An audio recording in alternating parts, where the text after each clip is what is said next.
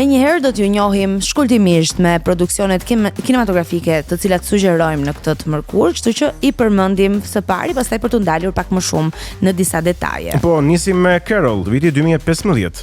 The Handmaiden, i vitit 2016. Portrait of a Lady on Fire, i vitit 2019. Booksmart, i vitit 2019. Dhe seriali Sex Education, i vitit 2019 deri në vitin 2023. Tani ndalemi tek secili prej tyre për treguar shkurtimisht rreth historisë. Po e nis me Carol, i vitit 2015 me regji të Todd Haynes, një dramë elegante dhe vizualisht magjepsëse. Carol përshkruan një marrëdhënie të ndaluar dhe të brisht mes një gruaje të martuar dhe një fotografeje të re në New Yorkun e viteve 50. Me një buxhet rreth $11 milion, filmi fitoi mbi $42 milion dhe mori 6 nominime për Oscar, përfshir aktorët dhe kinematografinë. I vlerësuar për ndjeshmërinë e rrëfimit dhe estetikën e përkryer, Carol qëndron si një nga filmat më të përzemër të kinemas moderne.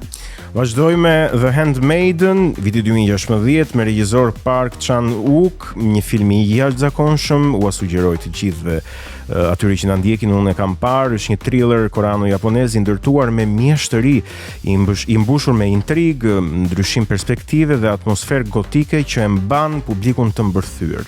Buxheti ishte rreth $8.8 milion, ndërsa filmi fitoi mbi $38 milion në botë dhe u përshëndet si një triumf narrativ.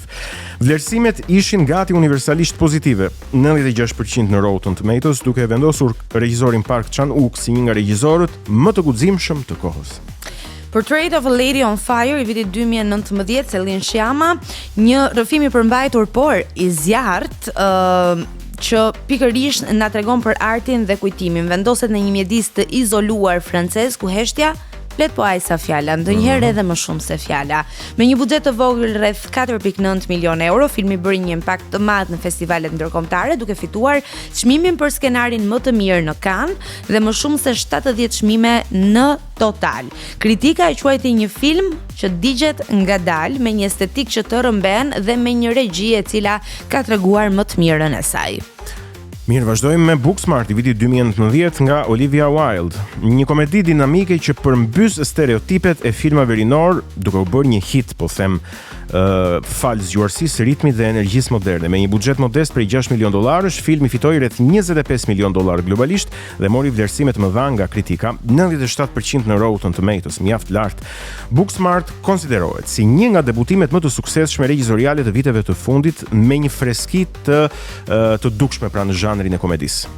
Vijojmë tek sugjerimi i fundit, kemi të bëjmë me një serial këtë herë, Sex Education, i vitit 2019 dhe vitit 2023, pra ka zgjatur në këtë kozjate kohore. Është një serial i cili ka tjetërsuar edukimin seksual në televizionin mainstream, me skenar të guximshëm, humor tipik britanik dhe një galeri dhe shumëllojshmëri personazhesh autentik. Me një buxhet që rritej ndjeshëm sezon pas sezoni, duke përmendur këtu sezonin e parë që kushtoi $5 deri në $6 milion, u kthye në një sukses ndërkombëtar me më shumë se 40 milion shikues në muajin e parë të publikimit. I lavdëruar për përfaqësimin e gjerë dhe për qafimin e ndjeshmërisë emocionale, kritikët e kanë përshkruar si një nga serialet më të rëndësishëm për brezin e ri.